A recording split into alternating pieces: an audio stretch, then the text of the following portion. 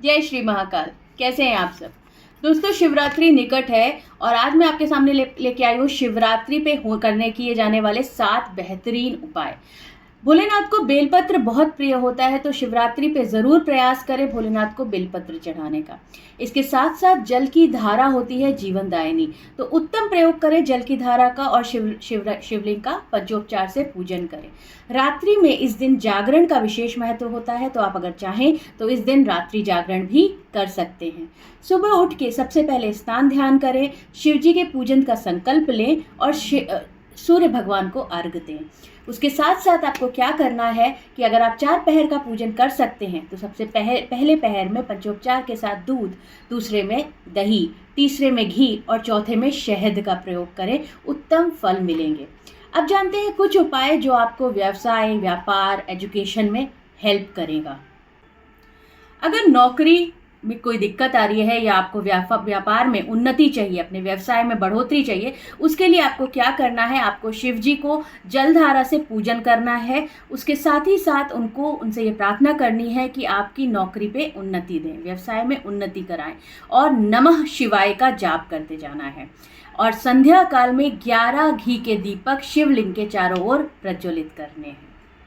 विद्यार्थियों को शिक्षा और एकाग्रता के लिए इस दिन जल में दूध मिश्रित करके शिवलिंग पर चढ़ाना चाहिए। जल की धारा लगातार शिव जी पर गिरती रहे और आप शिव शिव का जाप उच्चारण करते रहें। जल में बहुत ही अल्प मात्रा में दूध मिलाएं और उसका चढ़ावा शिव जी को चढ़ाएं। इसके साथ ही साथ रात्रि में एक पुस्तक और कलम अर्पित करें और सबसे पहले उस पर नमः शिवाय लिख के आगे की पढ़ाई को आगे बढ़ाएं। विद्यार्थियों को पंचमुखी रुद्राक्ष भी इस दिन शिव जी को चढ़ाकर धारण करना चाहिए, अति उत्तम रिजल्ट मिलते हैं।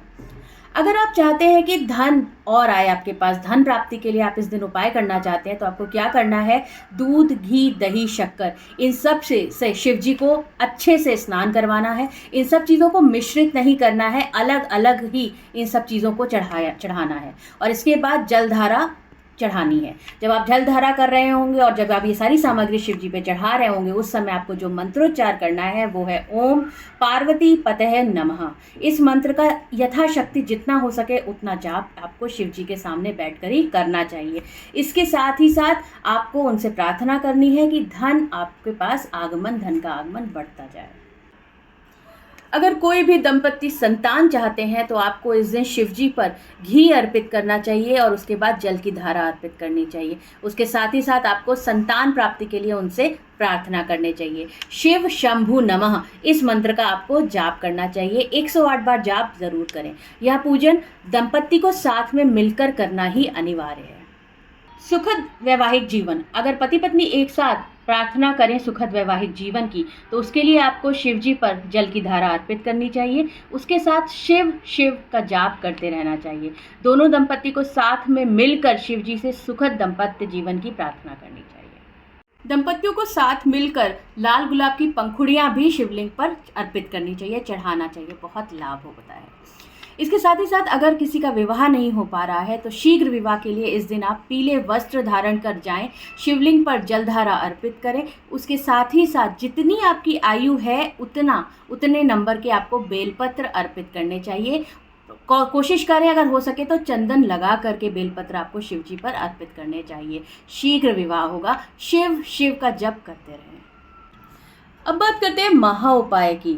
अगर सभी संपन्नता आपके पास है और आप उसके साथ साथ ही शिव जी का धन्यवाद भी करना चाहते हैं, तो आप इस दिन रात्रि में शिव जी के समक्ष घी का दीपक जलाएं, उनको शमी पत्र अर्पित करें और उसके साथ साथ जो भी अगर आपकी मनोकामना भी है वो मनोकामना की प्रार्थना करें।